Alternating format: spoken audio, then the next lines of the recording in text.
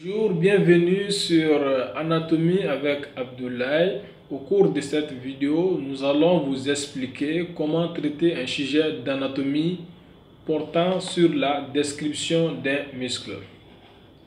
Alors, c'est très important de connaître le plan type d'un sujet d'anatomie. Le plan type concernant la description d'un muscle est le suivant. Le plan comporte 4 ou 5 chapitres. Le premier chapitre porte sur l'origine. Il faut décrire d'abord l'origine du muscle. Ensuite, le deuxième chapitre porte sur le corps et le trajet du muscle. Le troisième chapitre porte sur la terminaison du muscle. Ensuite, après ce chapitre, on doit parler de l'action du muscle ou des actions du muscle si elles sont plusieurs. Et dans le dernier chapitre, l'étudiant doit parler de l'innervation et de la vascularisation. Donc, on a le choix de mettre ces deux termes dans le même chapitre, ou vous faites deux chapitres différents, innervation, ensuite vous allez à la ligne et vous écrivez la vascularisation. Alors, voyons à présent quelques détails importants par rapport à chacun de ces chapitres. Donc, le plan est annoncé dans une introduction. Donc, vous faites une introduction qui annonce le plan, qui signale la situation et le trajet du muscle à décrire. Exemple, on peut dire le muscle sartorius est situé dans la loge ventrale de la cuisse. Il s'étend de l'os coxal à l'extrémité crâniale du tibia. Quand on parle de crânial, ça veut dire l'extrémité supérieure. C'est le terme approprié pour la description morphologique. C'est l'extrémité crâniale du tibia. Beaucoup de muscles sont accessibles à la palpation et à l'inspection sur soi-même. En effectuant le mouvement, on aperçoit et on observe la contraction musculaire correspondante. Par exemple, lorsqu'on fléchit l'avant-bras, sur le bras, on aperçoit une contraction modérée du muscle biceps brachial.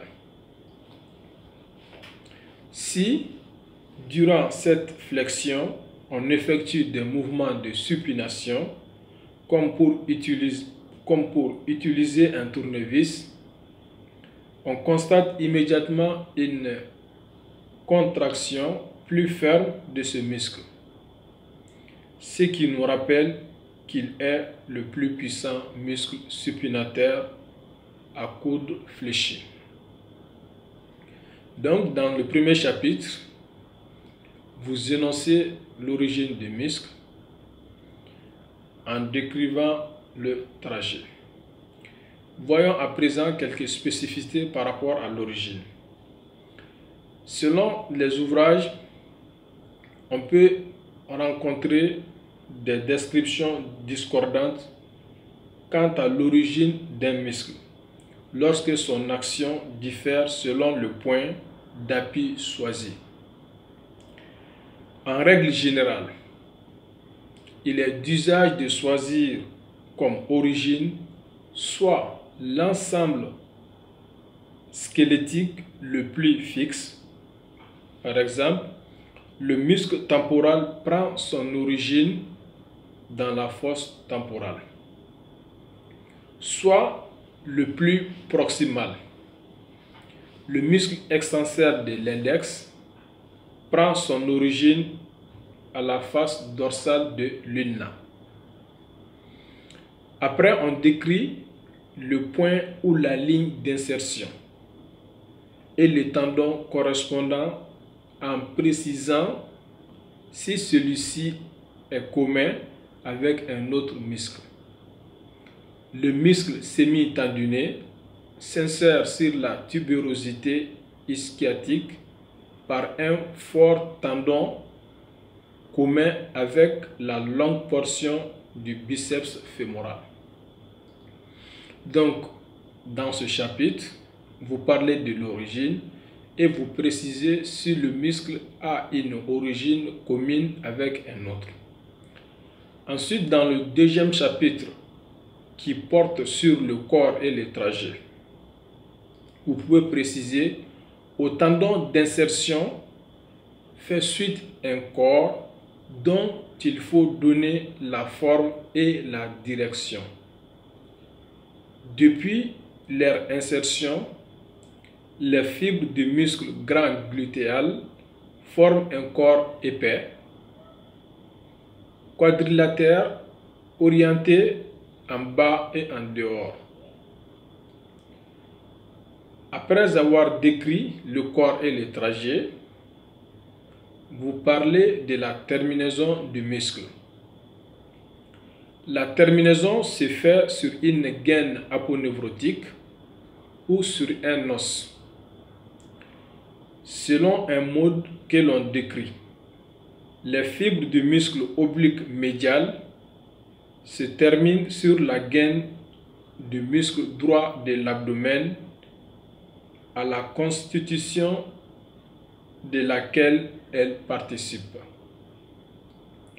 Le muscle ilio-psoas se termine par un fort tendon sur le petit trochanter du fémur qu'il soulève à lui seul.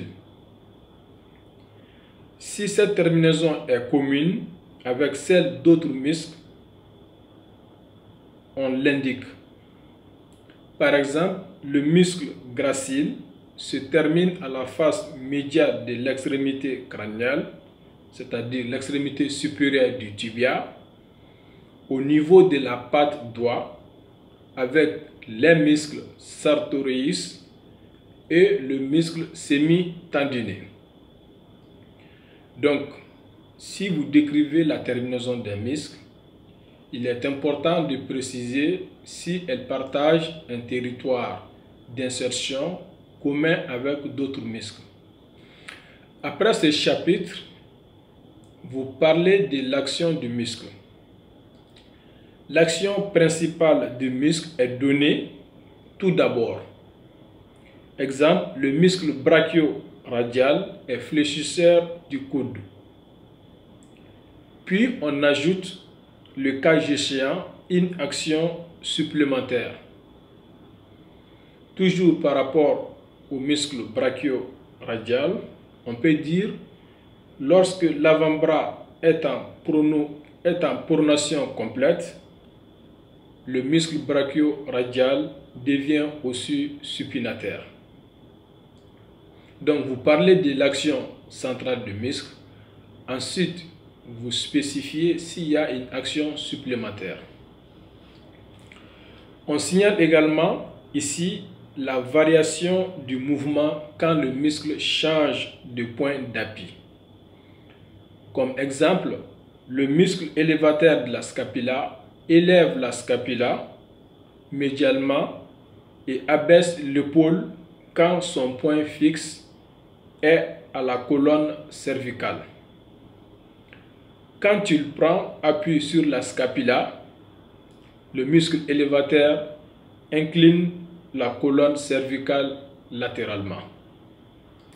Donc dans ce chapitre, vous parlez d'abord de l'action principale, vous signalez ensuite l'action supplémentaire du muscle.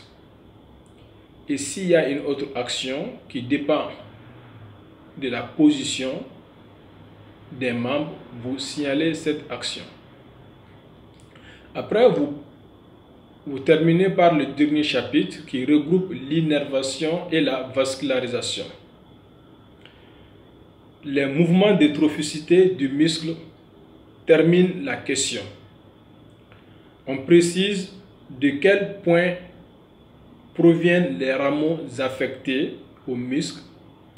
Exemple, le muscle pectiné est innervé par la branche musculo-cutanée médiale du nerf fémoral.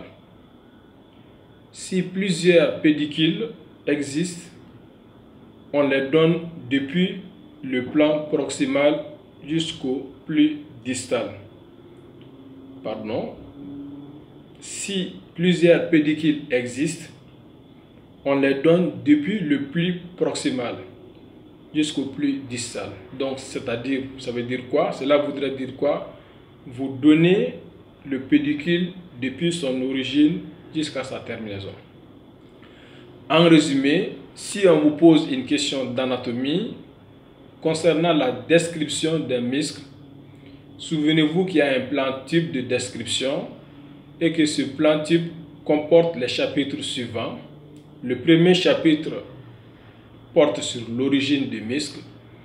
Le deuxième chapitre porte sur le corps et les trajets du muscle. Le troisième porte sur la terminaison du muscle. Le quatrième porte sur l'action ou les actions du muscle. Et enfin, le dernier chapitre porte sur l'innervation et la vascularisation du muscle. C'est tout pour cette vidéo. J'espère qu'elle vous a plu. On se donne rendez-vous pour une prochaine. Ciao, au revoir, bon courage.